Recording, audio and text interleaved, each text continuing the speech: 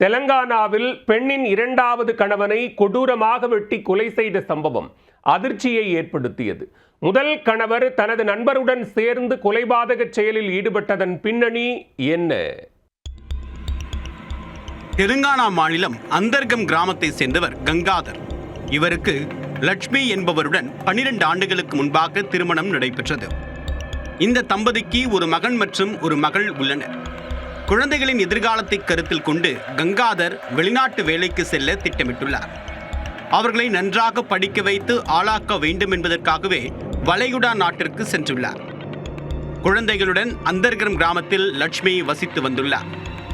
வெளிநாட்டில் சம்பாதித்து கணவன் அனுப்பிய பணத்தில் அவர் ஸ்மார்ட் போன் வாங்கியுள்ளார்.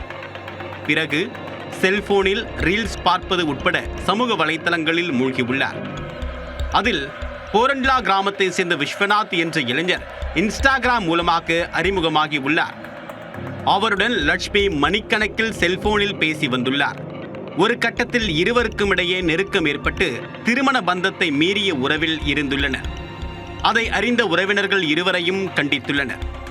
இதையடுத்து ஜெத்தியாலா நகரத்தில் வாடகைக்கு வீடு எடுத்து லட்சுமி மற்றும் அவரின் குழந்தைகளுடன் விஸ்வநாத் வசித்து வந்துள்ளார்.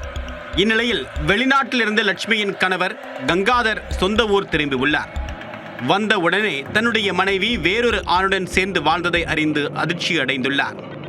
இருந்த போதும் தன்னுடைய குழந்தைகளின் பாதுகாப்பு மற்றும் எதிர்காலத்தை கருத்தில் கொண்டு மனைவியை மன்னித்து ஏற்றுக்கொள்ள முன்வந்துள்ளார். இதையடுத்து உறவினர்கள் மற்றும் ஊர் பெரியவர்கள் முன்னிலையில் பேச்சுவார்த்தை நடத்தி தன்னுடன் வரும்படி மனைவியை அழைத்துள்ளார். ஆனால் கணவருடன் திரும்பிச் சென்று வாழ மாட்டேன் என்று லட்சுமி திட்டவட்டமாக தெரிவித்துள்ளார். தொடர்ந்து நடைபெற்ற பஞ்சாயத்தில் இனிமேல் கணவன் மனைவி இடையே ஒட்டும் இல்லை, உறவும் இல்லை என்று கூறி பிரித்து விட்டனர். வேறு வழி இல்லாததால் இரு குழந்தைகளையும் கங்காதர் தன்னுடன் அழைத்து சென்றுள்ளார். ஆனால் ஒரு சில நாட்களிலேயே தாயார் இன்றி குழந்தைகள் பரிதவித்துள்ளனர். நாள்தோறும் அம்மா எப்ப வருவாங்க என்று குழந்தைகள் கேட்டுக்கொண்டே இருந்துள்ளனர். அதே வேளையில் லட்சுமி தன்னுடைய இரண்டாவது கணவருடன் மகிழ்ச்சியாக இருந்துள்ளார். இதனால் லட்சுமி மற்றும் விஸ்வநாத் மீது கங்காதர் கடும் கோபம் கொண்டுள்ளார்.